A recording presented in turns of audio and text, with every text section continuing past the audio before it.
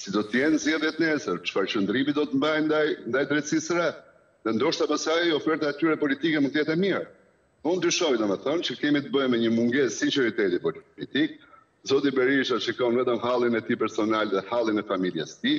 Janë halle të mëdha, thua të vërtetën, i kanë burgosur dhëndrin, kanë burgosur zotin Berisha, sepse domethënë për të qenë politikisht korrekt, për shembull, zoti Beqiri është avokat dhe thonë që zoti Berisha prezumohet i pafajshëm derisa të ketë një vendim gjykate. Teorikisht kjo është korrekte.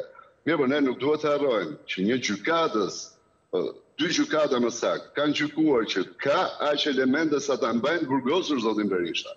Ai natyrisht nuk është i dënuar. Po këto vendime gjykatash tregojnë trendin e çështjes së tij penale.